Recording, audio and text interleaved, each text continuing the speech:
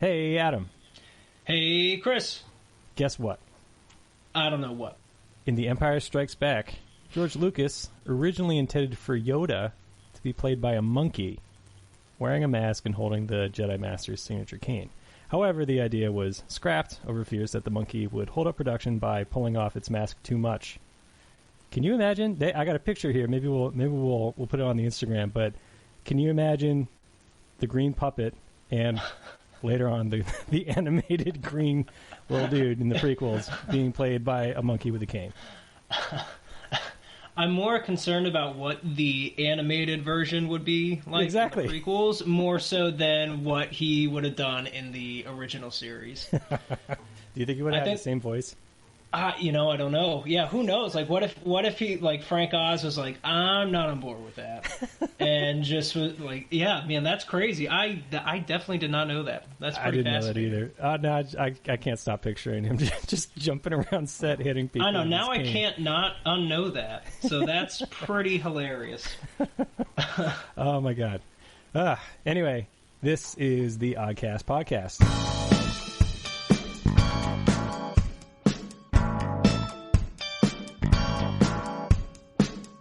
Hey everybody, thank you for tuning in. Welcome to the Oddcast podcast. I'm Chris, that's Adam. Hey Adam. Hey Chris. How's it going, dude? Oh, it's going. It's going. I'm excited about today's show. We be talking Star Wars. That's right. Today. This is, honestly, I think when we started planning this whole podcast concept out, I think it was really just a means to get to talking about Star Wars for 2 hours. Star Wars. Oh, yeah, yeah. And that's exactly what we did. So before we get into that, quick correction from last episode. Quick correction. So the pitcher, remember you talked about the perfect game that almost was? Yes. Yep. Well, so fun fact, that was actually 10 years ago, not 5 years ago, 10 years ago, almost to the day. And the pitcher's name was Armando Galarraga. I totally butchered his name last time, but anyway, he was a pitcher for the Detroit Tigers. Jim Joyce was the umpire, and I forgot this. His error, his bad call, was on the last play of the game. So if he called it the way it was, which was an out, then that game would have been over right at that play. But he called it fair, and then Galarraga retired the next batter, and then the game was over. But I haven't heard if they're still petitioning to make it an actual perfect game, but. Yeah, I noticed, because I was still kind of interested in it, I looked into it a little bit more, and I actually realized that our very own Pedro Martinez technically had a perfect game. He went 9 innings without getting a single batter on base, no hits, no nothing, no walks, and then it went into extra innings. So it was tied 0-0. Yeah, so he had the 9 innings, but then it went into extra innings, and he finally let someone on base. So he I know. Can you imagine? Like, you're in that zone, you get all the way to the 9th inning, and you can't do anything about it. I mean, there's only so much you can do as a pitcher. You gotta hope that your offense actually gets on base and scores a run. Yeah. Oh God, he was so good too. Like he should have had, because he didn't end up officially having one, did he? I can't remember now. No. I think the closest, most recent Sox player to get close to that was a no-hitter by Derek Lowe. No. Or was there a more recent one? Oh, really? Yeah. So, okay. So Clay Buchholz and John Lester have both had no-hitters since Derek Lowe's. Oh, okay. But it was a while ago. Yeah. Mm-hmm. Yeah. Anyway, we are going to jump right into the albums of the show, because like we said, we got a lot of Star Wars to talk about with my buddy Kyle Murray. So we'll get to that. But first, Adam, what do you got for the album of the show? So my album choice this round is Rebel Bucket's Oversaturated EP. So It's not actually one of their full albums. These first 2 albums I realized are like super short. But that will change with these next 2 albums coming your way. But yeah, this one's only about like 20 minutes, so it's even shorter than Button Masher's first album. But fun fact is that you actually introduced me to Rebel Bucket. Oh, really? And yeah, oh, wow. So you don't even remember that? Okay. Well, so, I know I was into Rebel Bucket in a big way ever since they played at Keene State, and I caught the last 30 seconds of the last song of their set, and I was like, "Who are those guys?"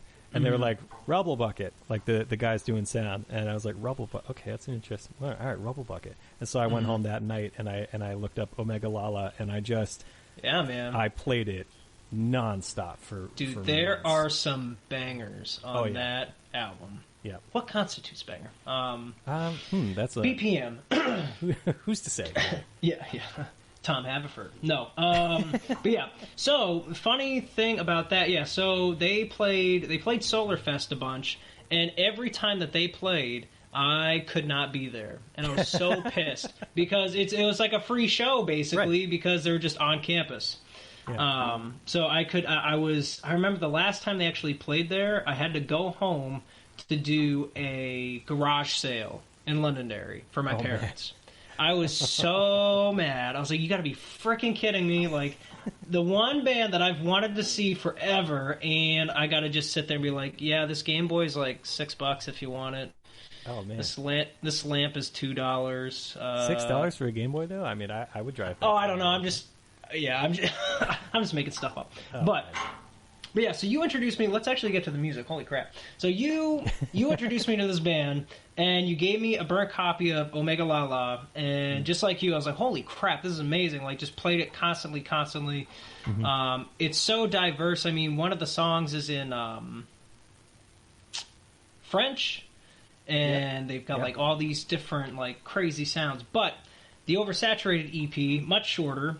I just really enjoy it, again, because it's so diverse in terms of textures and just kind of the sound that they're producing. I just wish that it was longer, you know what I mean? Out of the whole album, there's 5 songs, and my favorite has to be the last one, which is the Pain From Love reprise. Mm-hmm. So they have a song on the album called Pain From Love, and it's really, really good, very funky, very just like, for the title, like, pretty upbeat, you know? Yeah. And the Pain From Love reprise is like a minute and a half, and it's just got these, like, 2 sections. It's got an A section and a B section, and it just goes back and forth with this, like, really deep, heavy funk groove with really cool harmonies and chords playing underneath, and then they just have this, like, the B section is just this light little waltz, and they're just doing these like little la-la-las under it, and it's just, it's so nice. Ooh-wah is really good too. That's probably my favorite. That's probably my favorite on that one.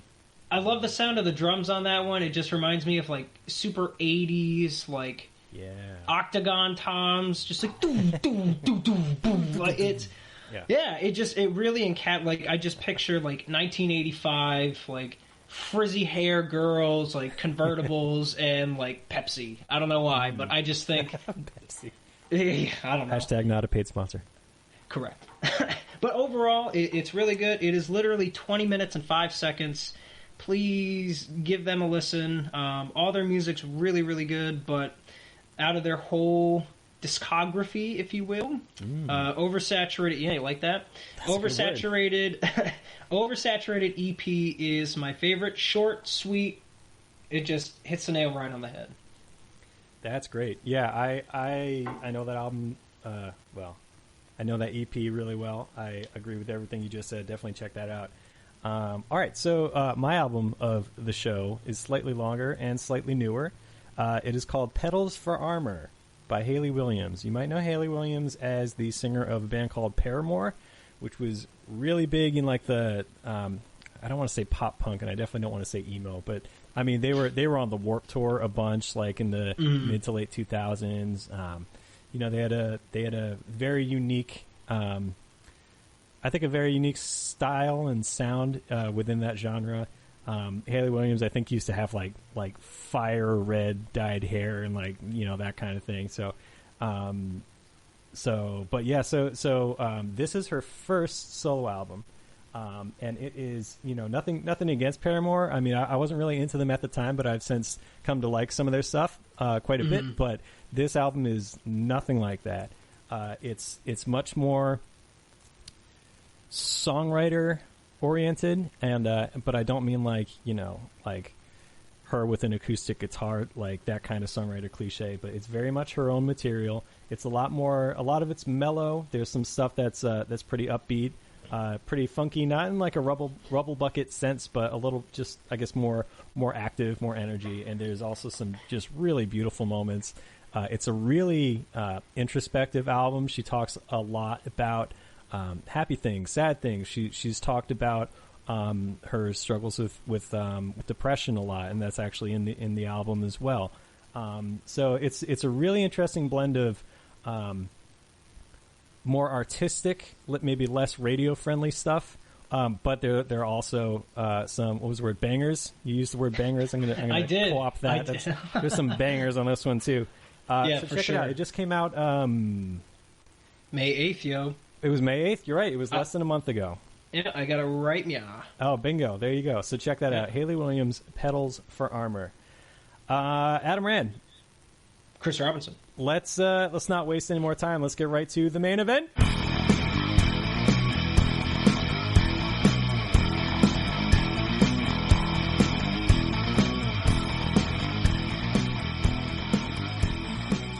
All right, so today we have a good buddy of mine from UMass Amherst. He's a very talented saxophone player, composer, overall good dude. We have had many conversations about a lot of things in a lot of detail, but I would say it always ends up going back to Star Wars like 9 times out of 10. So joining us today, Kyle Murray. Kyle, how are you?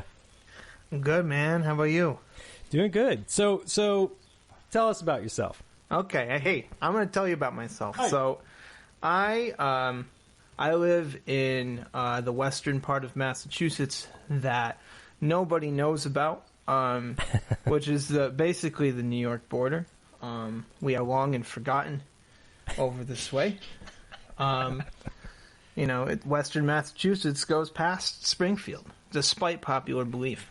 Wait, I'm sorry. I don't buy that. What? No, it's not true. That's a you're fable. lying. I know this is news to a lot of people, but here we are. So, yes, I live in the western part of Massachusetts. I have I'd say an extended amount of time playing saxophone and listening to jazz, and jazz has kind of been, a huge passion of mine for quite some time. I kind of first picked up the saxophone when I was in high school, and kind of got into it, and then I went to school for it, and next thing you know, I'm doing my master's degree in a jazz-focused area. So that's kind of one of the main things of my life that everything is kind of focused around. But Star Wars is a very important part of my life, as you're going to find out. Yeah. I've seen all of the movies. God, I don't even know how many times I've seen all of them. The first time I saw one, though, was probably, I would probably say I was like 5 or 6 with my dad, because we had seen The Phantom Menace, and then he's like, hey, we should go watch a real Star Wars movie, and we went back home, and he showed me the Empire Strikes Back, and from that point, it was kind of just infectious. I've been watching them, and I wouldn't say obsessed with them. I didn't have any action figures or anything like that, but I've watched them, and I've loved those movies for quite some time, and it's kind of like a side passion, but not necessarily an obsession. Yeah, that's good. Well, you actually went right into the question that I wanted to use to kick this whole thing off, because I have a theory, and it's not groundbreaking. You guys can either tell me if it's true in your case or not. But I have a theory that the movies that have the biggest impact on you as a Star Wars fan were the ones that you saw first, and usually at a certain age. Like for me, I had seen the original trilogy when I was growing up. Like my parents had showed it to me, but I didn't really start getting into it in a big way until Phantom Menace, and specifically the end of the movie with Obi-Wan and Qui-Gon and Darth Maul. But we'll get into that. But that's when it really took off for me. So, Adam, when did you really start getting into it? Like, what movie did you see? How old were you? Like, what was your introduction? Yeah, so I'd probably say something very similar to what you just said, Chris. My dad showed me the original trilogy, and I was pretty into it.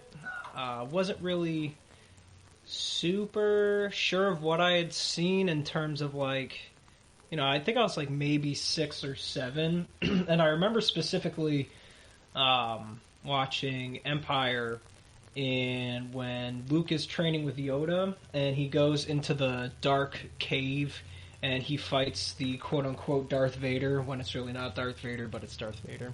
And they're fighting, and he, like, blasts his helmet off, and he sees his own face. I was super confused, and I just remember, like, talking to my dad, being like, wait, is he Darth Vader? Is he... I'm so confused. My dad's just like, just watch it. Just watch. And then what like I know, like, now, especially with all the social media, you have like all these people like filming their kids watching the big reveal in that movie, and I'm really probably sure my dad is glad that he didn't capture that moment, or if he did, he way deleted it, because I don't think I had that like perfect like eyes gaping, jaw dropping. Like, I think I was like, okay, I guess that makes sense. So started with the trilogy, the original trilogy. Didn't really get much out of it, but I grew up with the prequels. Right. So 99 was Phantom Menace. So I was all of 8 or 9 when it came out. Mm-hmm. And that's kind of like same thing. Like, I didn't really, I never got like the action figures or anything. I did get like an R2-D2 Lego set. Yeah. But other than that, those are the ones that I grew up on, and the ones that I've kind of latched onto, which kind of propelled my enthusiasm for Star Wars. So ever since then. It's funny because I probably consider both of you to be more well-versed in the canon and the extended universe and all that stuff. But I had the action figures. I had the Legos. I had all that stuff. And it's funny to me to hear that both of you, who I think know more about this stuff than I do, didn't go that far. And now, I didn't have the pajamas or the bed sheets or anything, but I definitely had... Hold on. Did you guys have the toy lightsabers? Like the plastic ones? Oh, yeah. Oh, sure. Okay, all right. Yeah. All right, we're cool then. We're good. We're not plebeians, Chris. Come on. Yeah. Jeez. We're a little cultured here. Yeah. All right. Well, I think when I started, Darth Maul just blew my mind. I was like, oh my god, this guy is the baddest dude. And so probably until I really got more into the original trilogy and then the sequels later on and everything else that's come since then, I think Darth Maul was my guy. But Kyle, let's start with you. Who was your guy? Without a doubt, it was Vader. It wasn't even a question. Yeah. Which is probably not like the message that George Lucas was probably going for. But I was like, this dude is killing.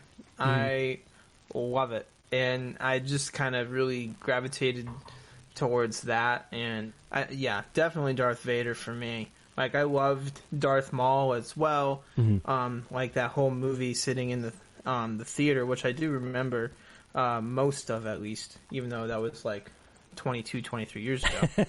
Oh my god. Being like, I don't understand what's happening, what's going on, why is there a bipedal toad creature, that is that's a big word with for a Jamaican accent.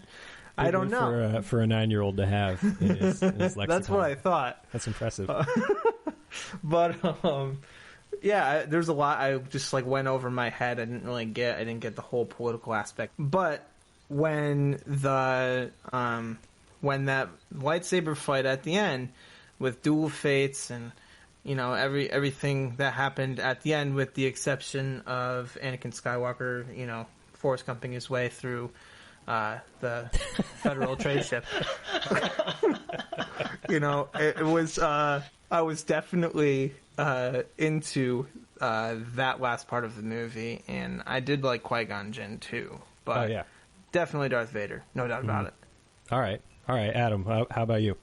I've never honestly really thought about that question, although Kyle, it is pretty funny that you mentioned Darth Vader being like your guy because so I have a 4-year-old niece who is like the girliest little girl you would ever see, like stereotypical like ponytail, like wears like anything and everything she has is like pink or purple or whatever, but she loves Darth Vader. She at 4 years old, you know, like this kid really has like no concept of like what's going on story wise, but there's something about his presence that just like you should just like gravitated towards. And so she got this like Darth Vader bicycle for her birthday this year. Sick.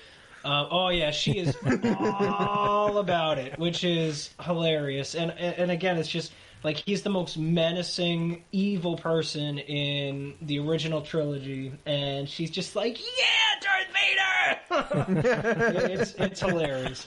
In terms of who I kind of gravitated towards, I think I want to say Darth Maul, just because.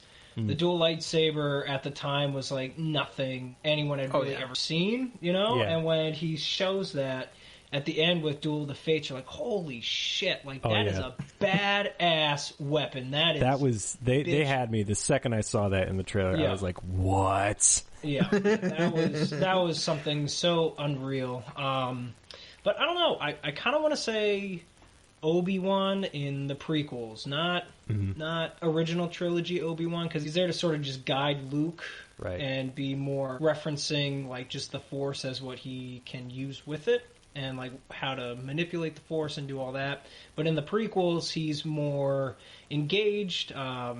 He's more aggressive. Obviously, they're in the middle of the Clone Wars and all that. But I think it's his conflict in the sense that my personal opinion is like he feels like this necessity to train Anakin, and then it turns into something that he actually enjoys, and then obviously gets crushed at the end as to what path he goes down.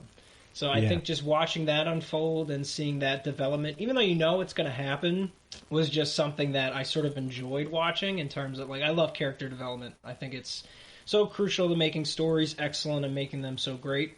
So to watch that kind of happen, and Ewan McGregor is just, I mean, he's Ewan McGregor. That's a good looking dude. Like he's a good looking dude. Oh yeah. So So it was just it was, I'd say prequel Obi-Wan. There. Yeah. You know, when I was rewatching it, because like I think like Kyle did, and I probably like Adam did before 9 came out, I just rewatched all of them just to. Just to get the whole story down. Yeah, of course.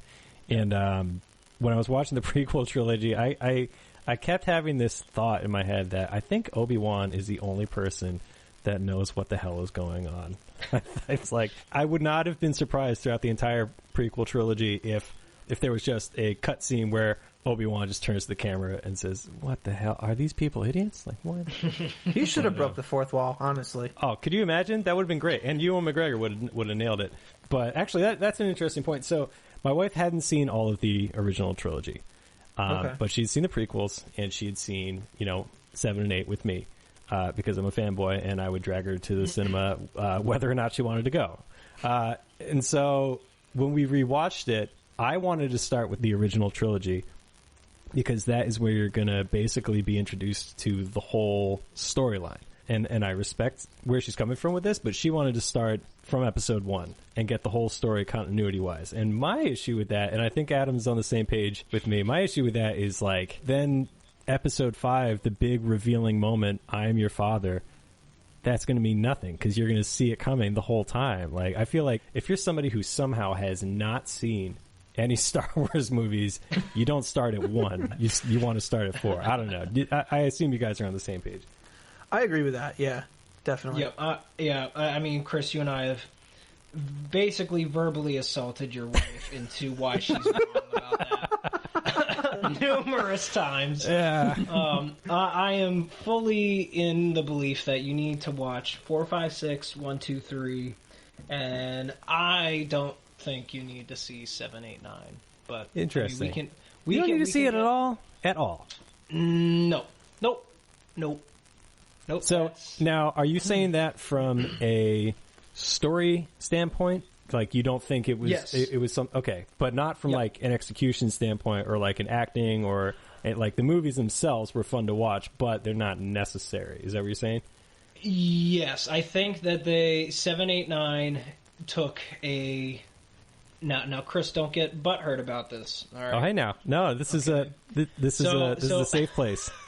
So, I think 7, 8, and 9 took a Marvel approach in the sense that there's a lot going on, there's all this action and all these, like, fast-paced things, and, ooh, look at this, ooh, look at that, look at what's going on, bam, bam, bam, and then done.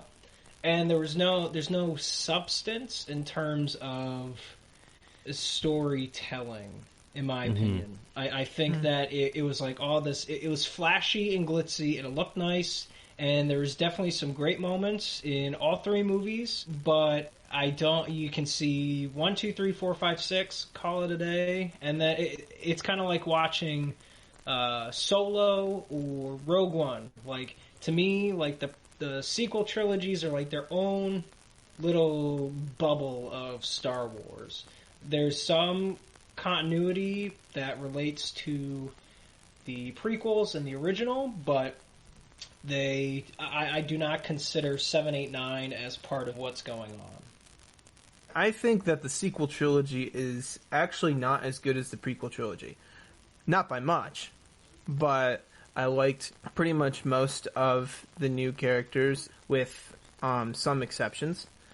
But the execution from a production standpoint, perhaps, maybe even direction, definitely feel like that is the real problem with the sequel trilogy. And from kind of a, not necessarily a Star Wars nerd, but Star Wars nerd, it makes it hard to watch because there really isn't any continuity after 7. 7 kind of creates some questions and answers some that have been introduced by some of the old movies. But once you get to 8 and 9 especially, I think, it really just becomes a cash grab, I think. So that's the way I look at it. If I knew that's what I was getting when they announced the first movie, I probably wouldn't have gone and watched it. That's just kind of the way I feel about it. I'm not saying I didn't enjoy watching the movies, right, but because I still enjoyed 7, and I enjoyed Rogue One. I did not enjoy Solo. Didn't really enjoy 8, and I was slightly nostalgic about some things in 9. Yeah. But at the same time, slightly disappointed in 9 as well. Mm-hmm. But as a whole trilogy, the sequel trilogy, I think, is weaker than the prequel trilogy. That's what I think. Sure, I'd agree with that too. So what I'm curious about too is, this is an impossible question, but how much of that do you think would have been different if, say, for example, J.J. Abrams did all 3 of the prequels? All 3. I think that would have been pretty different. Yeah, I think that would have been pretty different. Would that have made those movies better or more important, I guess, in the big picture to you guys? I think it would have been more likely. Mm-hmm. Yeah, I definitely think it would have been more likely that they would have turned out a better product.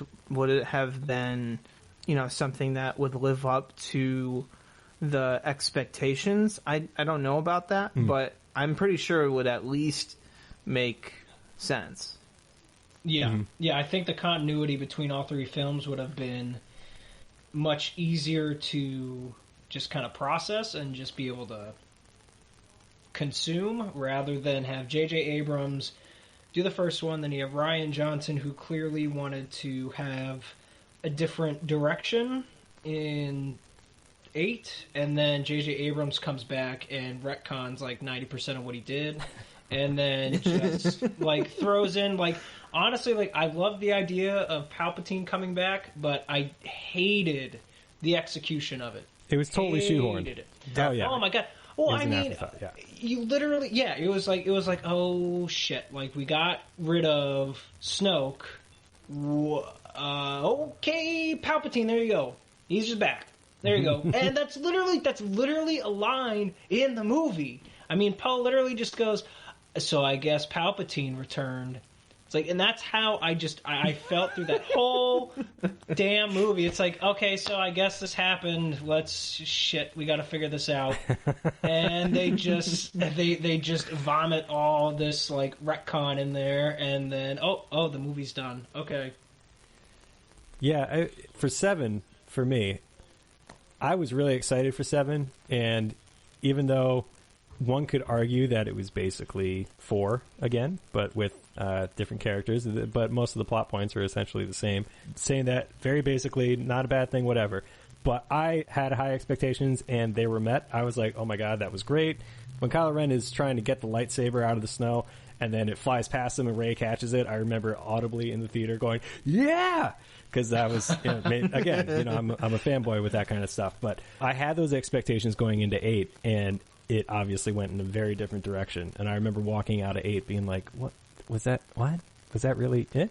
And there were good moments in it. There were parts of it that I did like, but overall, I just remember thinking like, what was that? And I realized too, this is something that you guys might agree with or disagree with, but I think 8 tried to be 5 in the sense that 5 took a lot of risks, and I think turned a lot of things kind of on their head. And obviously at the time when that came out, Darth Vader is Luke's father? Fucking what?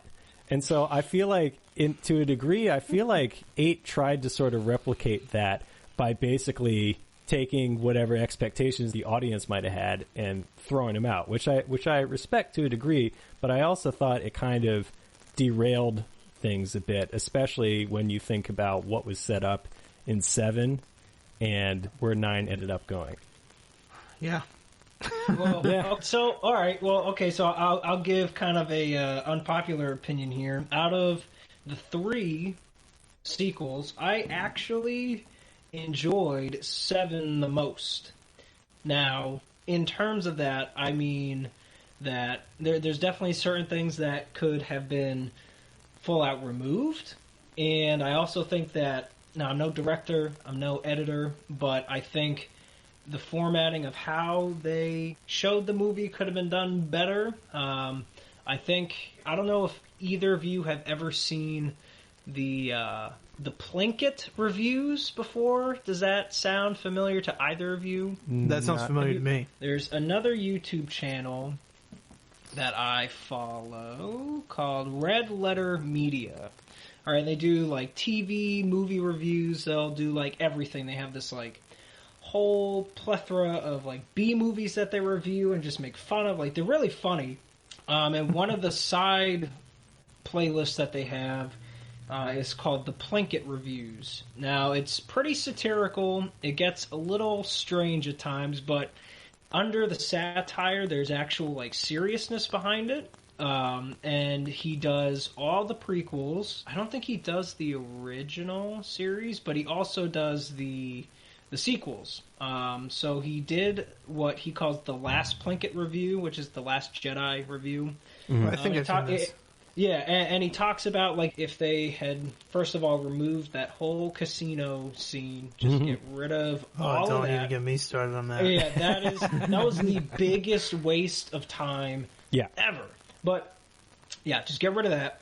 And if you had edited it appropriately and ended it with like the biggest cliffhanger where like that scene after Snoke is dead and Kylo reaches his hand out, he claims like, let it all die, let it all go, whatever, take my hand, join me.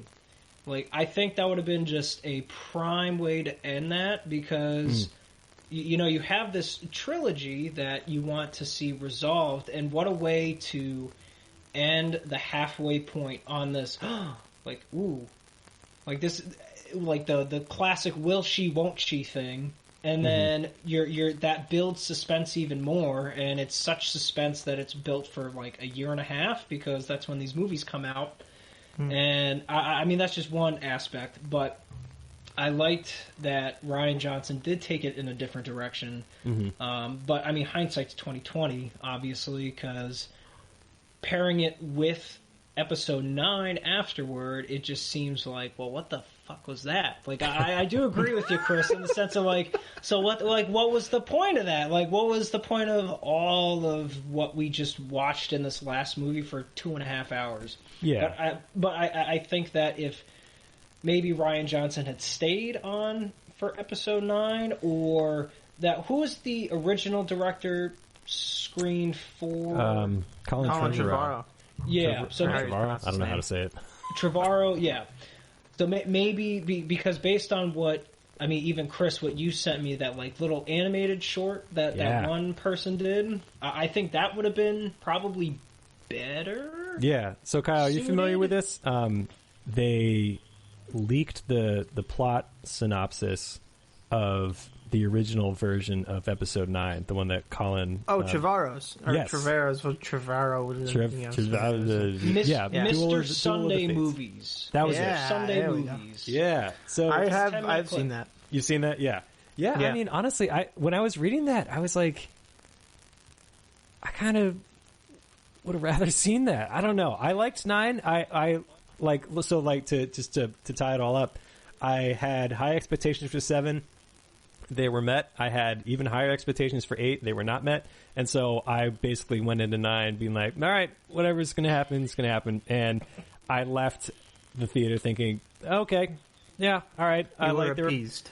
I was appeased. Yes, yeah, exactly. Yeah, I was definitely. I was a good little sheep, and I was happy with what I got. But you know, the more I thought about it, the more issues I took with certain parts of it.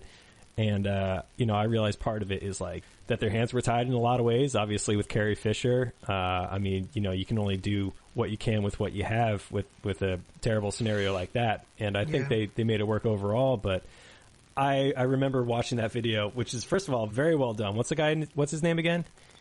Mr. Sunday Movies, hashtag not a paid promotion. Hashtag not a paid promotion. Please give us one. Mr. Sunday Movies.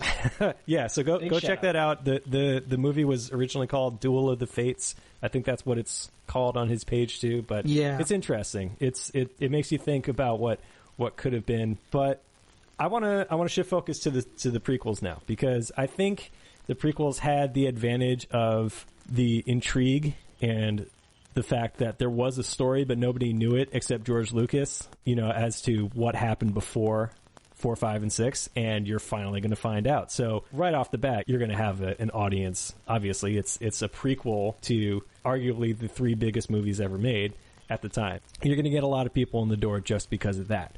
I don't think a lot of people were expecting midichlorians and just safe to assume mind-numbing script choices.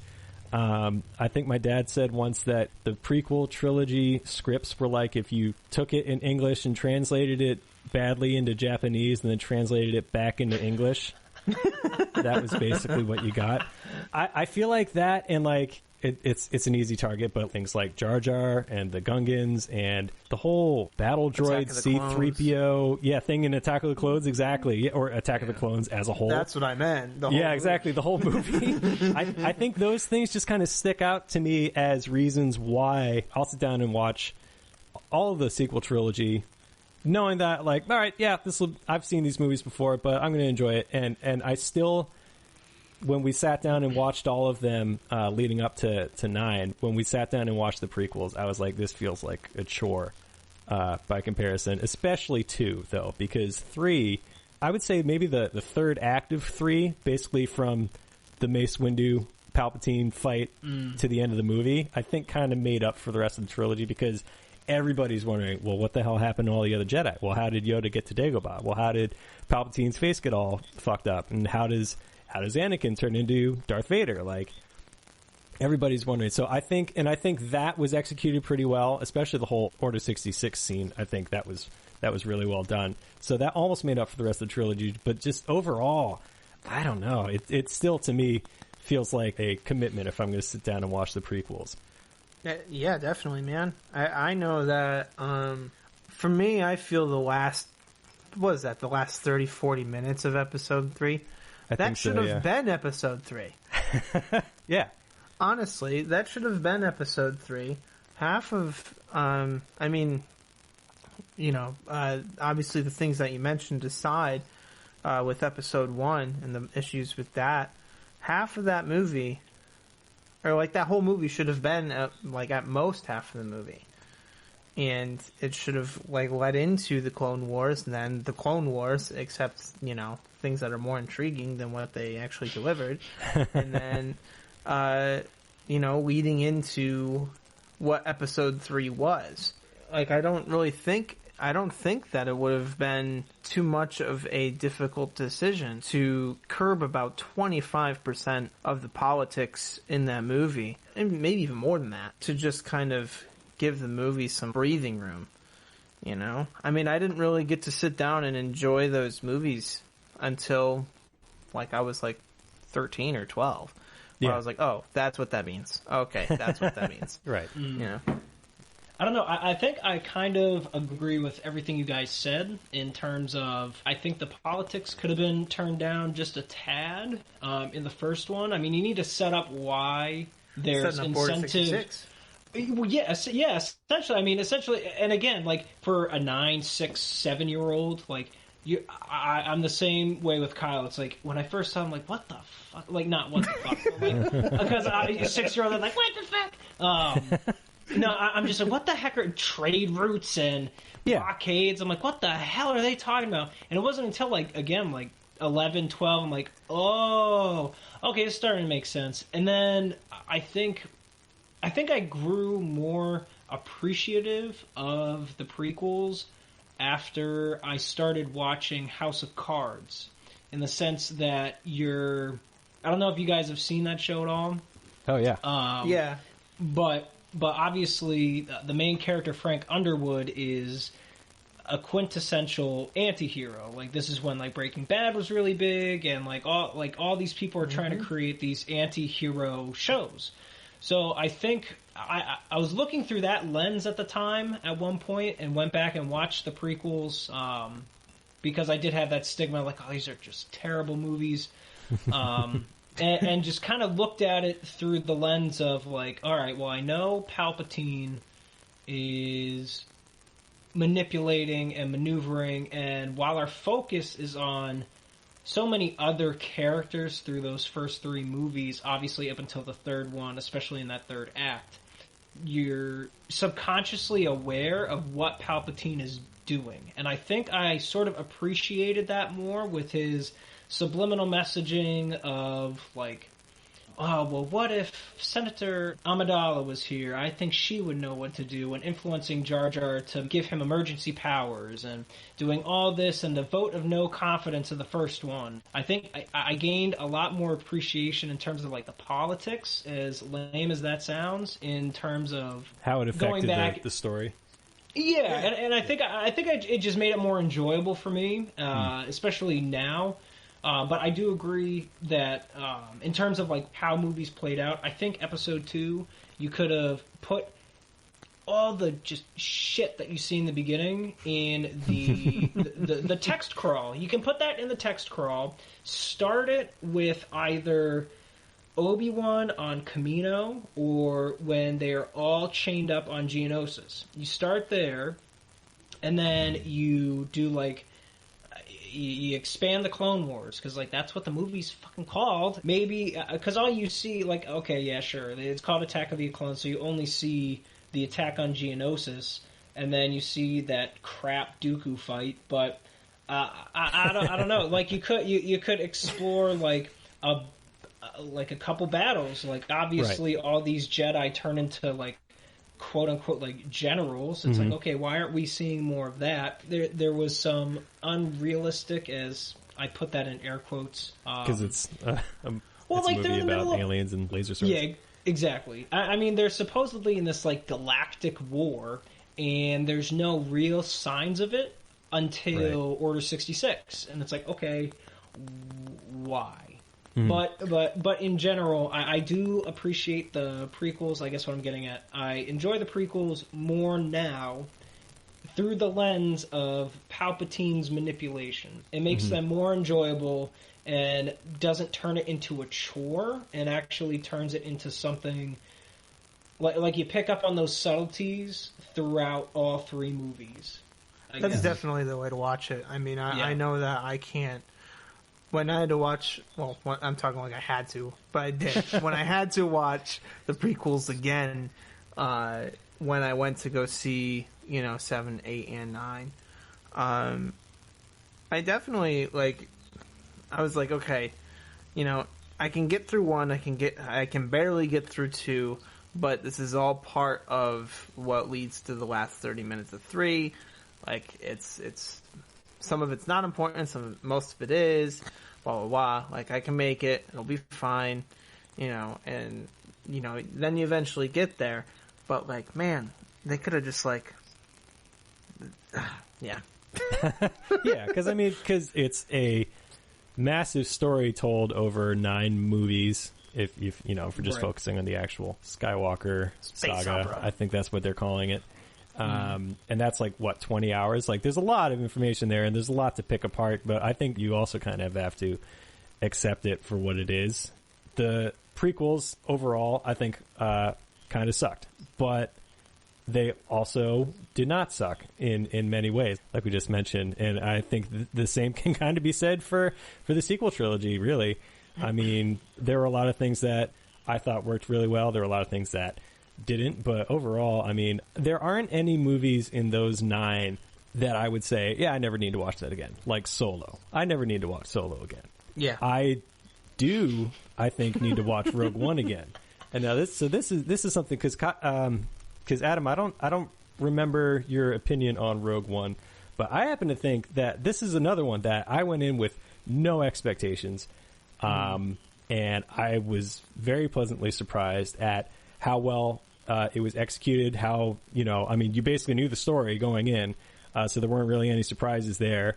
But just how it was all done, the cast, the script, the everything, I thought was actually pretty good, and I would watch that movie again. But Solo, again, we barely even need to talk about that. I could just leave that one alone for the rest of my life, and I'd be okay. But what did you think about the non-Skywalker saga movies, the Star Wars stories? Okay, so just side note, I'm very curious to know why you guys are so against Solo, because there's clearly some there's some pent up feelings I think we need to talk about. I'm genuinely curious, but in terms of Rogue One. So I had quite the opposite of you, Chris. So I went with Heidi, and we were pretty excited about it. And as soon as we left, we were like, that really was not good. We mostly had some pretty negative things to say about it. We weren't a fan of now I've only seen it twice, so I don't really remember everybody's names. But the Imperial droid that they reprogrammed that tags along with them. I wasn't a big fan of that character at first. I can never look at the Millennium Falcon the same. Wait, why is that? I don't get it. I don't know, man. It's just Oh, because of Solo. Yeah, because of Solo, yeah. Oh, okay. Not in a really right. bad way, but it's just oh, okay. Well, so what did you think about Rogue One, specific? I'm sure there was a reason. There were several reasons probably that when you left the theater you felt that way. What were some of the biggest ones? I don't know. I think I was just bitter. I was just I don't know. I could have just been in a bad mood. I have no idea. I could have just been in a bad mood. Who knows? Well, but didn't you know what was going to happen when you walked into that theater? Kind of like Episode 3. You knew what was going to happen. Yeah, but I think I genuinely think that 3 the prequels were told better. I guess I don't know. I don't know. Well, the point I'm getting at is I watched it a second time, and I actually enjoyed it more watching it again. And probably, I think I might have just been in a bad mood. I really don't know, because I watched it because I'm working from home, so it's all right. What am I going to put on that I don't need to focus on, but I can kind of focus on? So I put that on, and I was like, oh, this is pretty good. The story is well done. The directing is really good. The acting is excellent. I still think that Imperial robot character, that to me stayed pretty consistent. It seemed like it was there for comic relief, but it wasn't, to me, very funny. Maybe they were going for like dry, like robotic humor, like in the sense that because it's a robot, it's going to be dry. And I just didn't like. And I love dry comedy. Like I'm a big fan of like Mitch Hedberg, Dimitri Martin, like all those guys.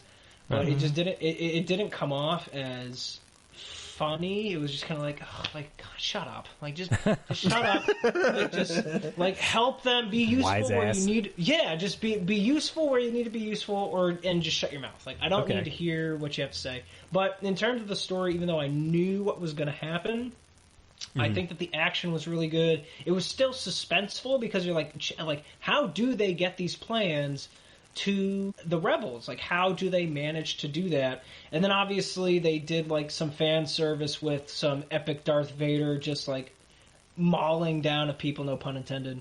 And that was pretty entertaining to close off the movie. But yeah, I think first round watching it, I was just bitter and just in a bad mood. But second time around, I enjoyed it much more.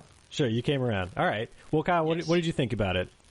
So, what do you want first, Rogue One or Solo? Let's stay on Rogue One. Yeah. Because you guys you both seem pretty bitter about Solo, so I think that's a whole nother thing that maybe I need to moderate.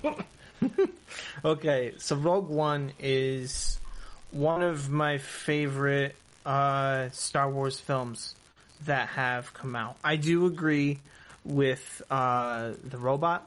They were definitely going for a dry sense of humor. There's no doubt about it, but it definitely was, like, I never laughed at it.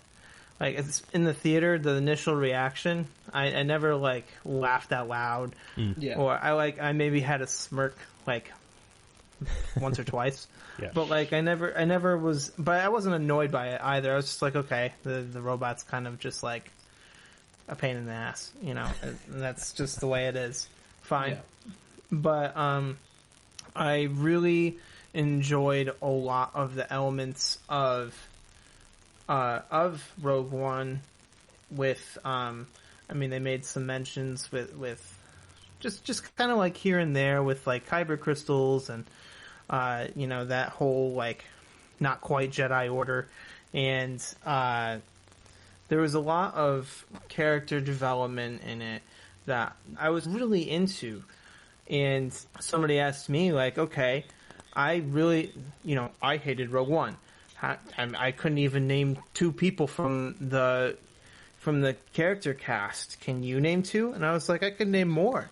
So the robot's name was K2SO. There's Jyn Erso. That's Felicity Jones. Cassian Andor, who they're going to make a series about, which I'm not really interested in, to be quite honest. Yeah. Orson Krennic, who's the Ben Mendelsohn guy. He's in another Netflix series. I don't remember what the name is. Mads Mikkelsen, my man, who's Galen Erso. I could keep going, but like my point that's is that's already more than I think I had more than one. Two. I think I had one, and that's and kind of the thing. Vader. Like for me, yeah. So like I that movie was really memorable for me. Like I really enjoyed the characters in it. And, come on, Darth Vader doing a Panzer tank impression down a hallway is one of my favorite moments in all of Star Wars. I was waiting for a moment like that, especially being a big Darth Vader guy in the prequels, and I never got it. I just got the, no, at the end of 3. Oh, God, yeah. Yeah, which we could get into as well. Right. And I was so bummed as a kid watching those because it's like, man, like Darth Vader's so cool. Like, why does he never do cool stuff? Yeah. And like that scene came out, and I remember me and my buddies were in the movie watching it, and like the hallway darkens, and my buddy Greg, who's also another big Star Wars guy, he was like, "Oh my God, shit's gonna go down. It's happening." And I was like, "What?" And you hear, yeah, and then that's it. Like, yeah. Like the first, like, oh, these guys are fucked. There's no. So Rogue One for me, like, out of all the new movies, out of all the Disney made movies, Rogue One, hands down, is my favorite. I loved about 90 to 95% of that movie. Yeah. It was just I was hooked. They had me. No Yeah. doubt about it. And that's probably because there was no expectations going into it. I didn't know anything Exactly. about it. Oh yeah. Besides the fact of the plot being in between, 3 and 4, setting up 4. And that was all I knew. Yeah, I would agree with that. I think also, just like you said, like after I'm gonna try and remember all these names now. After Jyn Erso, I could spit them out for you. We can spit them out. No, after basically they test the Death Star, they blow up the planet. Even though after they got the plans to the rebels and everything, movie over. That was it. You see the mushroom cloud from space, and I'm like, oh wow, all right, shit, that was heavy. I didn't expect to connect to it emotionally like I did, but wow, well done. All right, good movie. But wait, this movie isn't over. And so they already had me after that. I was like, wow, okay, good movie. Well done, Disney. I guess you guys figured it out. And then the Darth Vader thing happens. Oh, yeah. And that scene hit it home for me. And I think, honestly, that is one of the biggest reasons, although I do agree with everything you just said, Kyle, about what you liked about the movie and why. I think that scene really sealed it for me. And it was... I might even say that is my favorite Star Wars scene because just the sheer badassness of seeing Darth Vader do what everybody says he did. Like, you obviously know how bad of a motherfucker this guy was, but even though, like, in the original trilogy, he's just kind of like you don't really see him move around a lot because he's a robot mostly and an old dude at that. When you're talking about like the actor playing him, so they don't really get as acrobatic as they did, especially in the prequel trilogy. But in this movie, you see him just go nuts. He just goes off, man. And it was like that was it. That was it for me. I was just like, oh my god. But so I would say that is probably one of the reasons why I like that movie so much. I want to hear Kyle's thoughts on Solo because I think a lot of mine agree, but I think you'll be able to articulate them better. So what do you think about Solo, Kyle? I didn't really need to see it. You know what I mean? Like I never really. I watched the movie and like it was cool to be like, okay, this is what the Kessel Run was, and this was cool to see this. And I love Donald Glover. You know, I'm not gonna say everything about the movie was bad, but like I was never into it. It didn't feel necessary.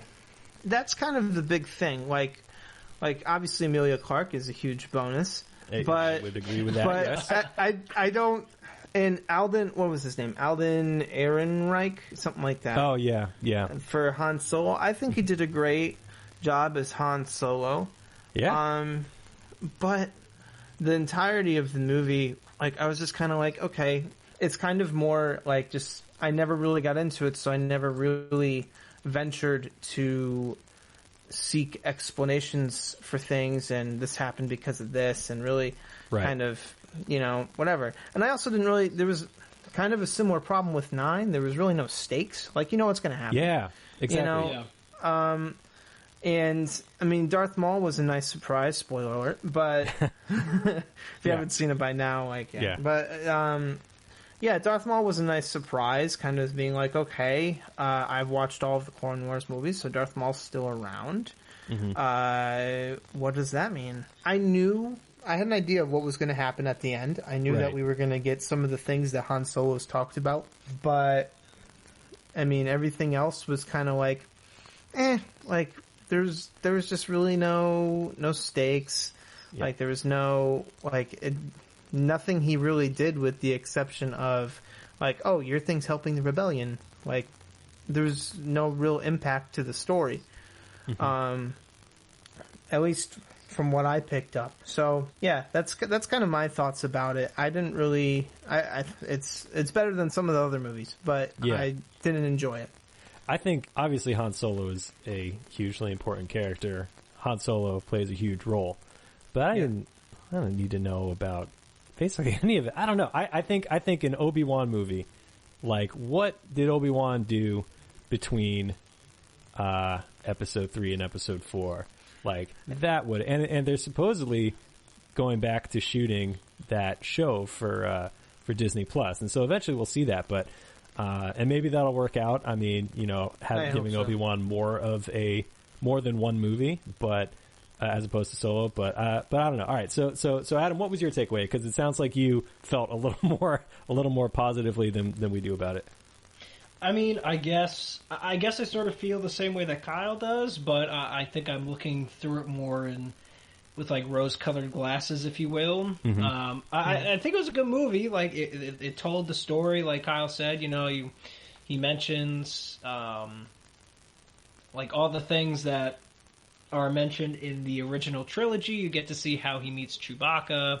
Mm-hmm. They do some fan service as to how he got such an obscure name.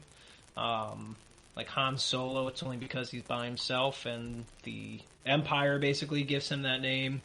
It was cool to see the Kessel Run in terms of like what that actually meant. I honestly thought the Kessel Run was like the ship, like it was like a Kessel, like he had the ship, the Kessel, and he made it run in 12 parsecs. Like, so that was nice to just kind of put some context to that.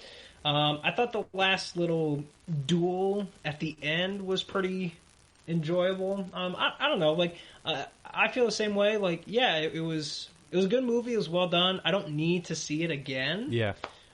It was nice to see Darth Maul.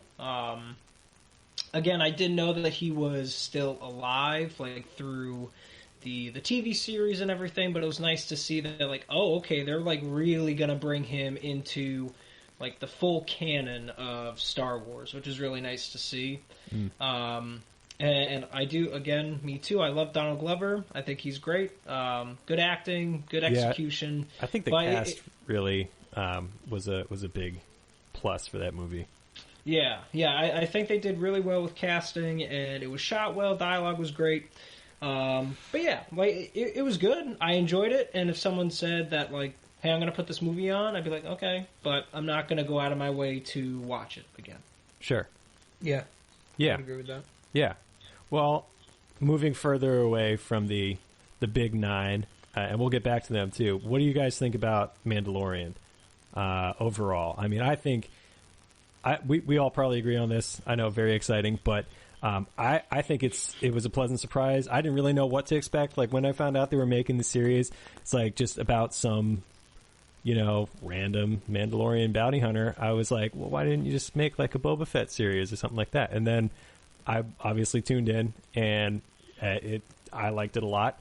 There were some episodes that I think were less engaging than others, but overall, Kyle, we'll start with you. What do you think about Mandalorian?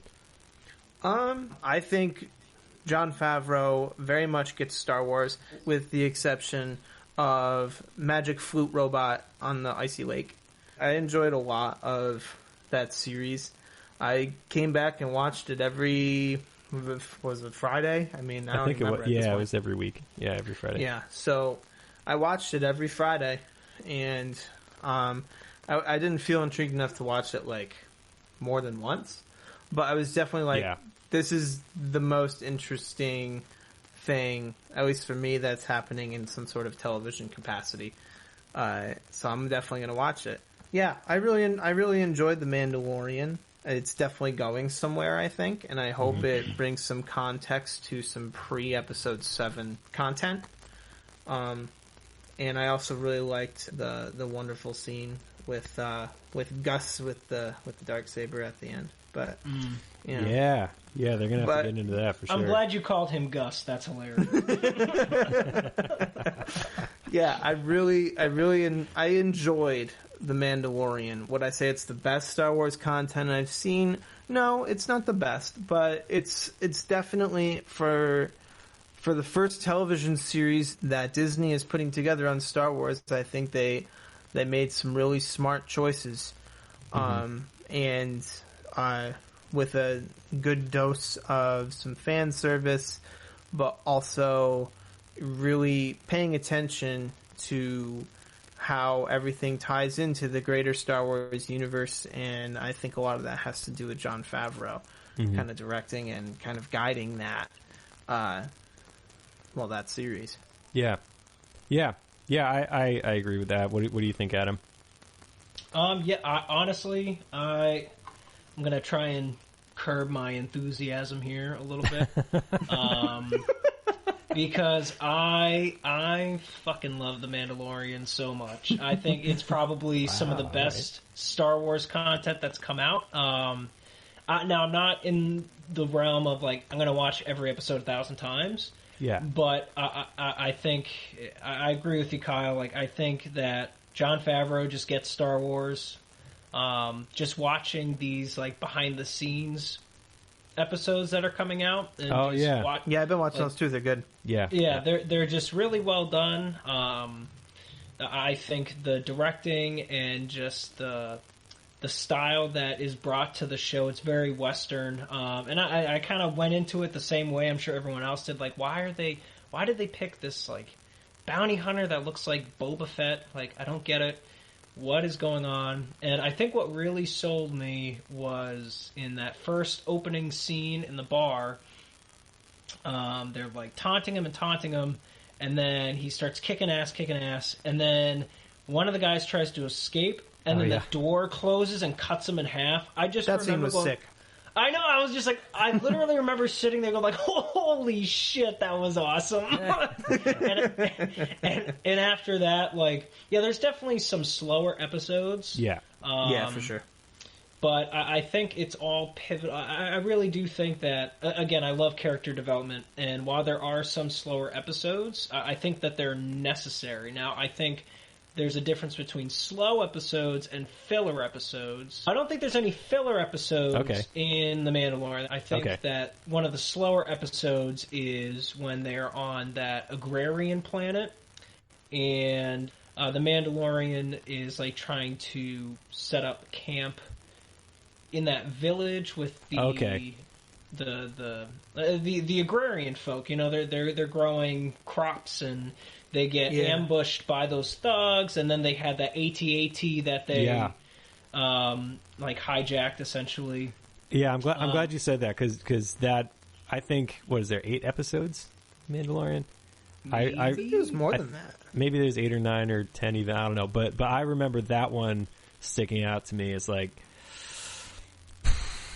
Yeah, it's very slow. It's very exhausting to watch, but I think that the character development is there because you watch the Mandalorian toy with possibly staying there. You know, obviously there's the threat of those thugs coming in. I mean, he's almost tempted to take his helmet off in front of that woman. Right. And then, obviously, he doesn't, but I think that there's this play of, okay, he's not really sure what he wants to do. And I think that that's really necessary for his development as a character overall. And who knows, maybe we'll never see him toy with that again. But, I mean, we see him kind of reflect back on everything that he's done once he meets the kid, or Baby Yoda, as we love to call him. I mean, he was all about just capturing the bounty, give me my money, all right, next mission. And I think that all this kind of plays into, all right, that flipped his whole perspective on what his life has been since he was taken by the Mandalorian. And you see these little touches here and there of like humanity in him. And I think that episode did a good job. While it is very slow, it definitely did not feel like a filler episode. It felt necessary to introduce a couple more characters and just introduce the fact that, like, okay, he could potentially, if the situation's right, he could just stop dead in his tracks and live out the rest of his days not collecting bounty anymore. But overall, I love the series. I'm very excited for season 2. I'm loving these behind the scenes episodes that come out. And it's I personally think it's the best Star Wars content that has come out. Yeah, did they hit a home run with Baby Yoda too?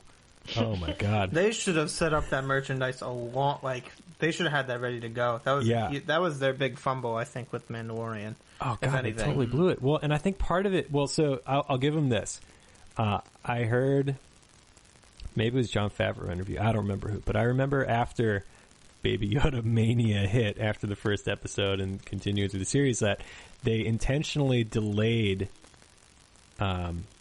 creating that merchandise, especially because they could have had it out by Christmas. Could you imagine? They ended up releasing it, I think, in like March. God. I know. But they wanted to avoid spoilers. They wanted to prevent people who hadn't been able to start watching yet from knowing that basically the whole series is about Baby Yoda. So I think, and I mean, when you think about it, like, I don't know about you guys, whenever I'm like online, I see Baby Yoda fucking everywhere. And it's mostly like, you know, like I want to say bootleg stuff, but like people are just like taking Baby Yoda and throwing them on t-shirts that, you know, make no sense or whatever. It's not like Disney merchandise, but like it's everywhere. And I would bet that they probably lost a few $1 million or something, but it's Disney, it's Star Wars. They'll make that money back. And so if they actually did delay it for the purpose of preventing it from being ruined for people, then I respect that. All right, go Jon Favreau. All right, let's get into what do you think is the best lightsaber fight in all of Star Wars? For me, I feel like, not to reduce everything about Star Wars into one particular facet, but for me, I think almost every movie leads up to a big-ass lightsaber fight. For me, there are a number that stick out. I don't know if I would count the Darth Vader scene at the end of Rogue One, because it wasn't much of a fight, but it was, you know, obviously... It wasn't lightsaber on lightsaber. Exactly. So all right, let's start with Kyle. What would you say is the best lightsaber duel in all of Star Wars? Oh, boy. I've thought about this a couple times, especially when Star Wars release dates are coming around. I usually, almost 100% of the time, well, yeah, about 100% of the time, always come back to Duel of Fates. I don't really... there's a lot of great lightsaber interactions. There's a handful of bad ones. I mean, you could throw the Count Dooku fight, both of them really. Oh god! And you, episode 3, man, that was just... you could. I count them in the lower echelon of lightsaber fights. I think even though it's not a lightsaber fight, I know this isn't really answering your question, kind of, but I think it's important to talk about the bad ones. Even though it's not a lightsaber fight, I don't particularly like the staff fight in Episode 8 between Rey and Luke Skywalker. Okay, all right. I don't really like that one. What? Okay, because it's not lightsaber on lightsaber? No, it's just like, there's no stakes. We know what's going to happen. You know? Okay. She's not going to kill Luke, and he's not going to kill her. But I do have to say that really close second, I really enjoyed the throne room scene from 8, despite my feelings about how 8 is overall. And that's not a lightsaber on lightsaber fight either. But that scene I remember watching that happen, I was like, this is incredibly well choreographed. Yeah. There is so many great moments. The moment where, you know, Adam Driver, you know, does the quick switch of the lightsaber through the dude's head. Mm-hmm. That was a pretty impactful moment in the theaters.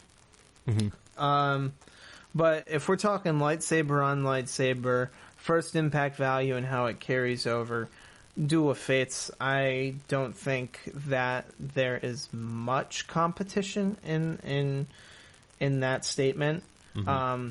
But there are lightsaber fights that are definitely still good. Sure. And enjoyable to watch. Yeah. I kind of come back to that one too because it's what got me really into Star Wars as a whole.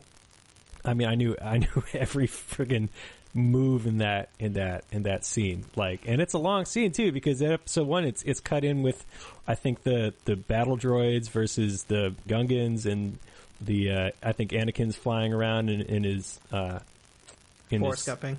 He's Forrest Gumping. Yeah, I think. And so there's a lot going on. So that scene goes on for like, I don't know, like 15, 20 minutes. I don't even know.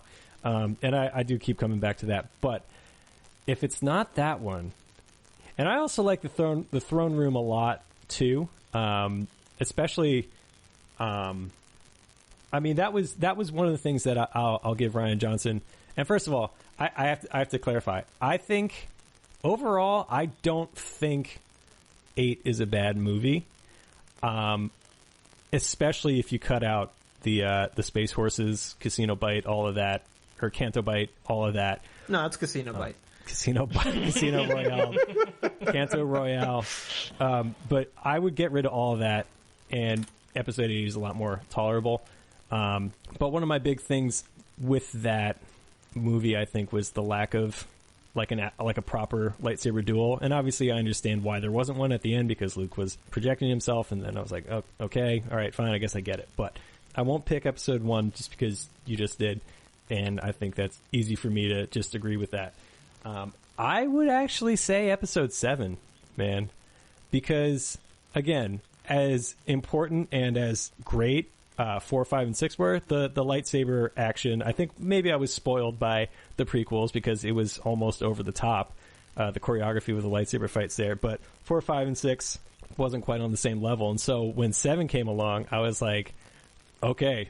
And then as soon as Rey and Kylo started fighting, I was hooked. I was like, oh my god, this is great. And you wonder how it's going to end, like you do with all. Is somebody going to get like their friggin' hand lobbed off? Like, what's going to happen? And I think also just the suspense that had been building up, not only that whole movie, because at that point you didn't really know who Rey was or how powerful she was, and that was obviously her big moment. But I just, every minute of that lightsaber scene, I was hooked. So that one kind of sticks out for me. I'll stop there. Adam, which one would you pick if you had to pick one? It really is between Duel of the Fates and Episode 3. Yeah. Yep.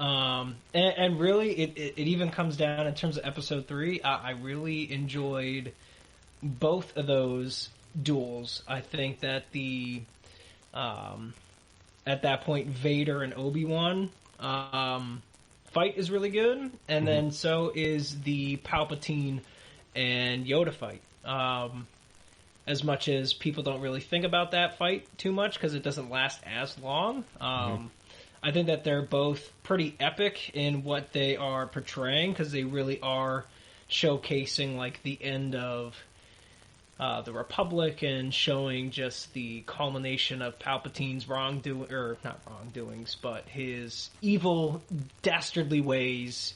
And I really do. One of my favorite scenes in that movie is when Yoda and Palpatine like rise up through that Chancellor seat in the center of the Senate, and it's just this dark, empty hall.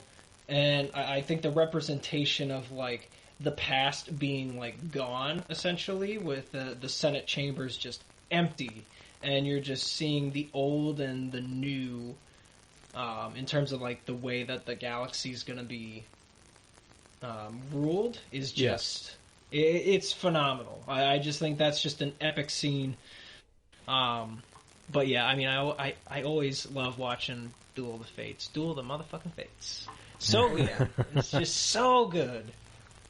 Yeah, and there's a lot of I think there's a lot of I want to say symbolism, but thematic things that George Lucas did kind of sneak into or include in the prequels that I think gets lost when you consider how overall disappointing those 3 movies were. Like, Obi-Wan has taught you well in Episode 5 when Luke has the high ground. Like, yep, I saw that. I couldn't believe it. There you go. In Episode 3, it's over. I have the high ground. Like, oh, okay, all right, very good. And then, but also, like, you have that. I mean, you can't really take away the fact that George Lucas is really fucking good at what he did. And when you have something like that, I never thought of it like that. Like how you just said, like, okay, here's this big fight in the Senate chambers where this is how it all was run, and now it's all fallen apart. And I don't know. I never really thought of it that way. That's interesting. All right. So what would you say is the best element and maybe the worst element of the original trilogy? I think the best element is the success of how imposing the Empire is. I don't really think I don't think I need to explain that too much. I think it's pretty obvious with Darth Vader and just like the sheer advantage that the Empire has, with the exception of Stormtrooper aim. But I mean, like you watch the movies, and if you're not paying attention to Stormtrooper aim, you're like, Jesus, how are they going to do this?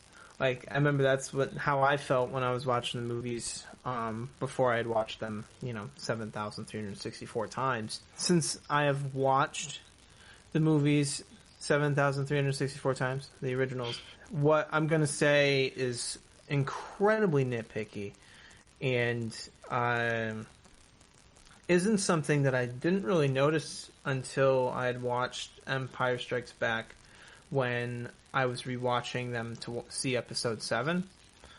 And that is that there's a slight plot hole in Empire when Vader says, and like towards the beginning of the movie, like he's like, I am certain that Skywalker is there too when they're doing the whole Hoth thing, and when you get to the middle of the movie, the Emperor says, I have no doubt, like the boy is Anakin Skywalker's kid, something like that. And Vader says, that is not possible.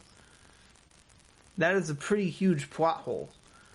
Because he's the only Skywalker that, what's his mom's name? Shmi, right? Episode 1, 2. Yeah, Shmi. As far as we know, she didn't have any other children. And I think Anakin would probably know that. / Vader would probably know that. So, unless he's trying to create some sort of ruse that he doesn't know to the Emperor, like, that's a pretty significant plot hole that I overlooked for like 15 years. Yeah. But that's me being like, now that I've seen the movie this many times and I pick up on stuff like that, I can't unsee that now, and I'm just like, oh, this movie's so close to being like the best thing ever. If we're not being nitpicky, Ewoks. Definitely Ewoks. Yeah, man. Yeah, that was another thing that I think kind of sank 6 for me when I rewatched it. Like, man, it really is kind of unbearable with the Ewoks. Oh my god, it's pretty brutal. I thought so, at least.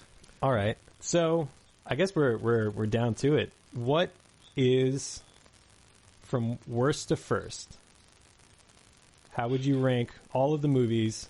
And we can include Solo and Rogue One. 1, 2, 3, 4, 5, 6, 7, 8, 9, Solo and Rogue One, from worst to first, and why? So Adam, why don't you start? Okay. So I'll just kind of give my why at the end in like the grand scheme of things. Just for time's sake, because I could go on and on and on. But all right, so worst to first. I'm also gonna exclude, just for my list, Solo and Rogue One. I don't know why. I don't really have a place to put them, I guess, because they do kind of feel separated, even though they're not, but to me they do. So I'm just going to stick through 1 through 9. But I would say episode 2, then episode 9, 7, 8, 1. You can tell I really thought this through.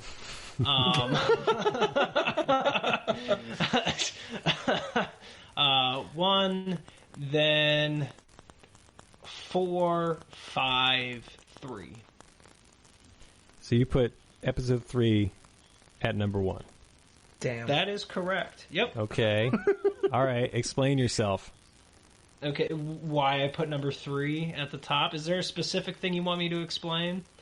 Well, I'm curious how you ranked them. Obviously, there are reasons why I think we all agree that 2 is at the bottom, but why did you put 3 at the top? Okay. I put 3 at the top because there's a multitude of reasons. I think nostalgia plays into it, because that was Chris, I think I mentioned this on the first episode.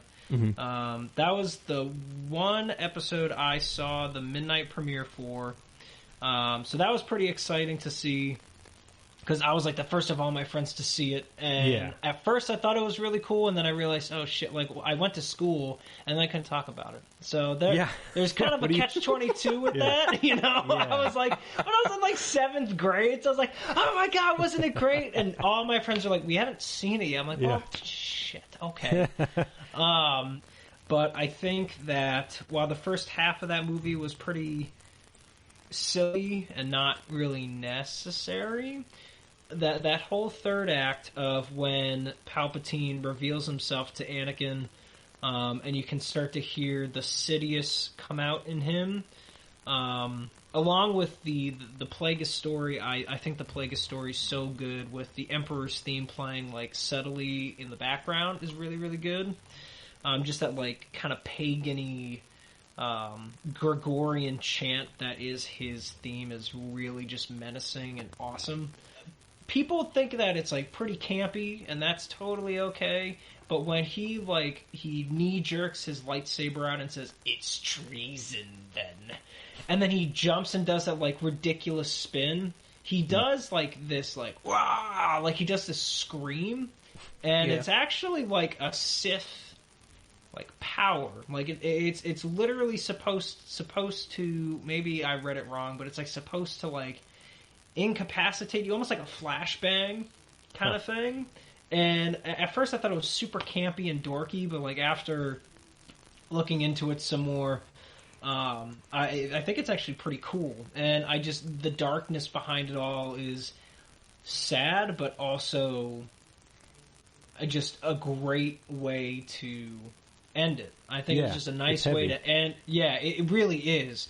And when Anakin's like about to get burned and he's all cut up, and while his acting, Hayden Christensen's acting, is the best that he could do with the dialogue that he was given, when he screams like "I hate you," I think that is the most realistic line that he gives in those two movies. It's so brutal and guttural. Like, it really feels like this volcanic just eruption of all the hatred that's been building in him through that one line. And I think that was just, it gives me chills every time, because he's like, "I hate you," and it just really encompasses his feelings toward where he was going, which is obviously Darth Vader. Right.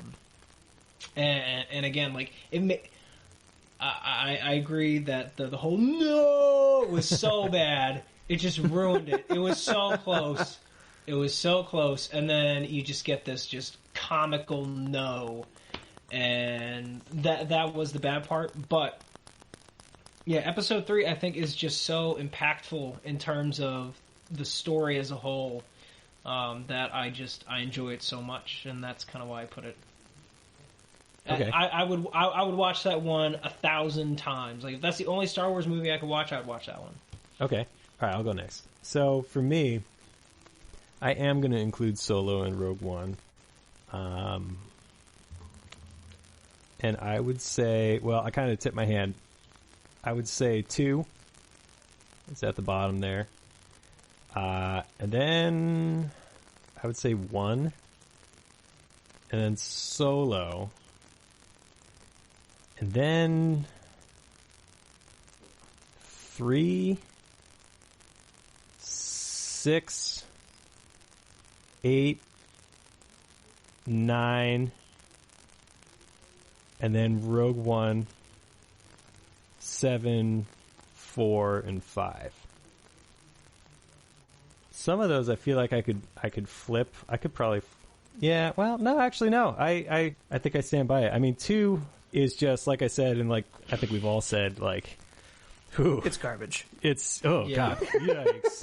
If anything needs a retcon or a remake, it's that one for sure. Yeah, let's just get rid of that one almost entirely. I'm trying to think. I think Jango Fett, because if I didn't pick Darth Maul as my guy at the top, I would probably have said Boba Fett.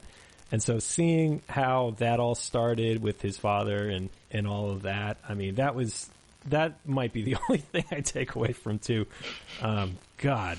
Anyway, I won't go through every single movie, but I would say 5, man. It was 4 in terms of the story, and I would say the characters, everything. It was basically that, but the next level. And obviously, cinematic history significance aside, when that line, "I am your father," all of that.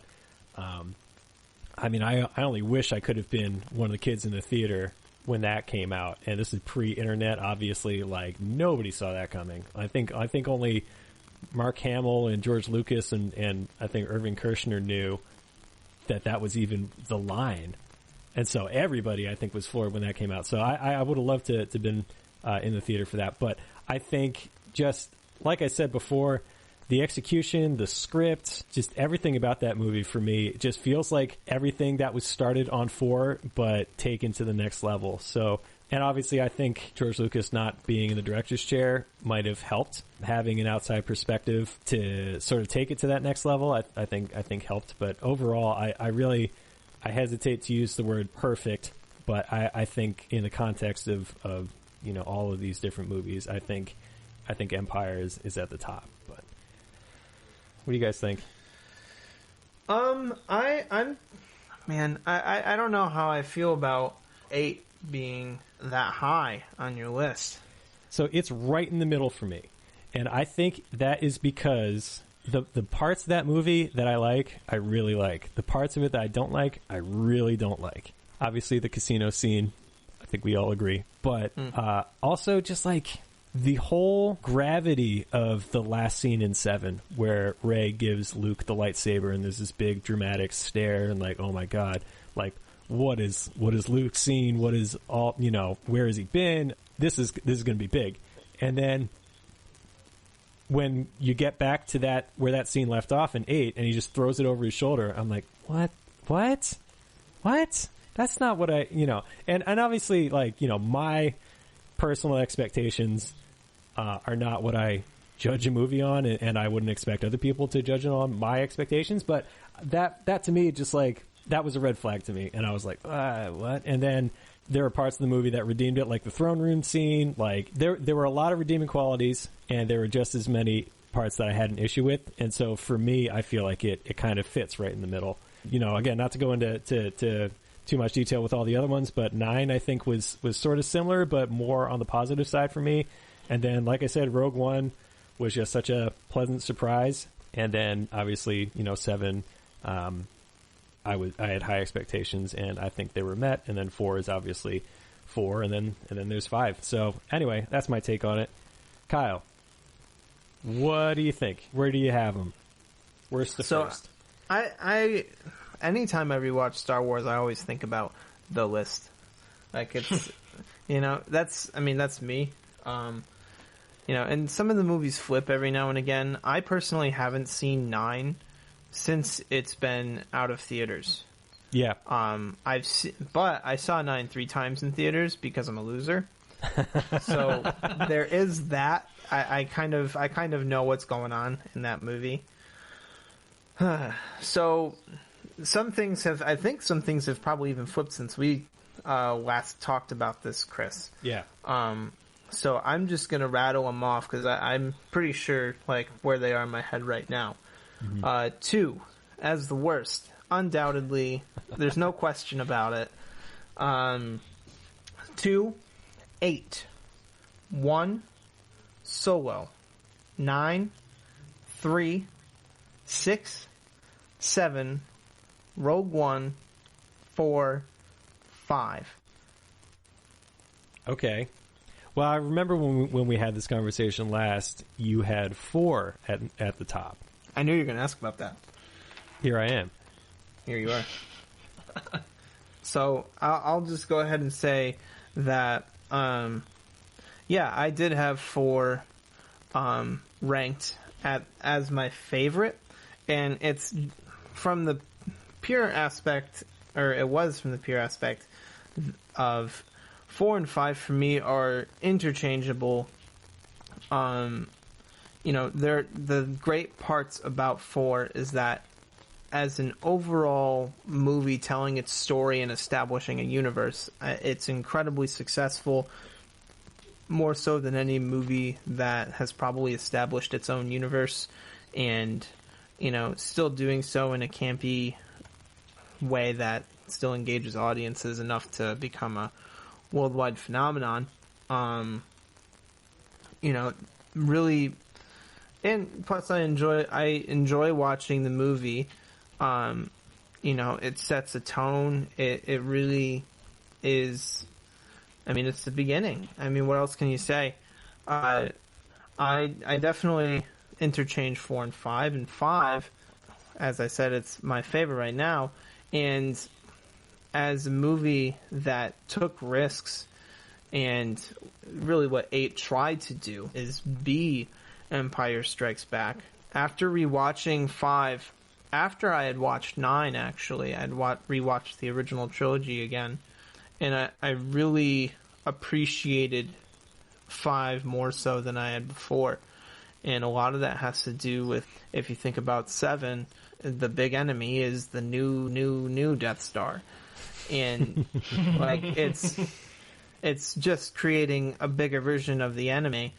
But The Empire Strikes Back, despite in episode 4 when they just blow up a planet, it creates an even greater, bigger, villainous, and darker movie without creating an actual physically bigger enemy.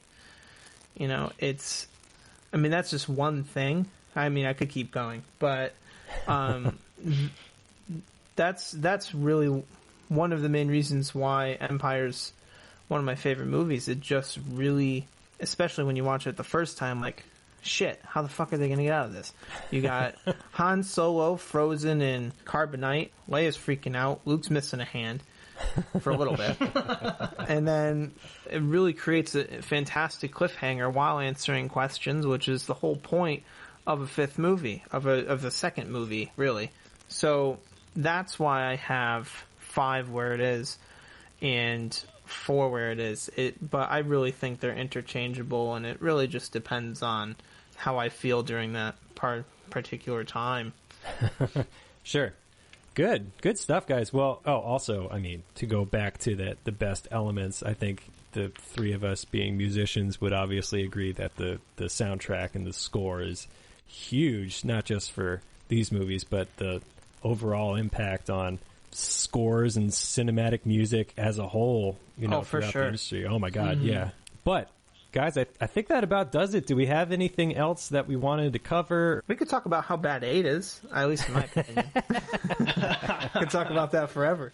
I do respect what Rian Johnson was trying to do, and I know Rian Johnson's made some great movies. Knives Out was fantastic. I loved that movie. I've heard, I haven't seen it. Adam, have you seen that? I have not, but I've heard very good things. Okay. It's great. I loved it.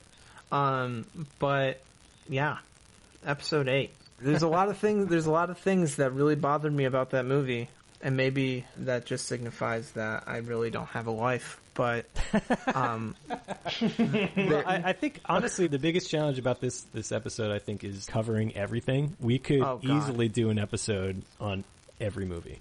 We should do it. We should do another one where we really get into differing opinions about some of these movies. But I'd be down for that. Yeah. Yeah. I know that. I think my biggest problem with episode 8 is the kind of throwing aside of the principles of the Jedi. Mm-hmm. I understand why he did that and the direction he was trying to bring the movie, but I just don't think that anything that he did was within Luke's character from his evolution from episode 6, but we don't know what happened in between, so who knows. Right. But from what they've shown me up to this point, like, that's my biggest problem with that. Like, okay, Luke Skywalker just throws his father's lightsaber off of the cliff. Now he's drinking space tit milk. Like, it's just... By the way, I gotta, not to derail this, I gotta say, I love the Porgs, man. I think some people very strongly dislike them. Some people like myself very strongly like them. That's one of the bright spots I took away from that movie. I don't have a problem with Porgs. I don't have a problem with Porgs. Like, they're not interfering with the plot like an Ewok would. I don't have a problem with them. Yeah. I just overall, like, they're there. That's fine. I'm cool with that. They do their screechy noise. Like, that's fine. I'm cool with it. Right. All right. Well, Kyle, man, thanks a lot, guys. Check out Kyle on the old Instagram. That's Kyle Murray _Sax. I would love to have you back, man. I think my God, we've been going on for quite a while, but I in some ways, I think we only kind of scratched the surface. So, yeah, come back, man.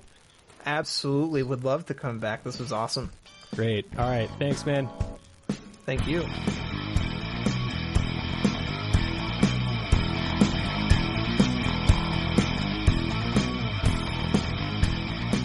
All right, everybody. So that's our show.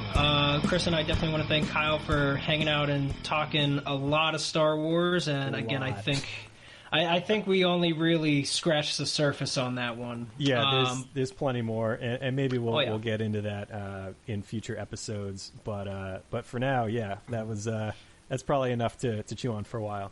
Oh, yeah. Yeah, and if there's something that we didn't talk about that you want us to talk about in a future episode, whether it's Star Wars or music or anything in general, leave a comment.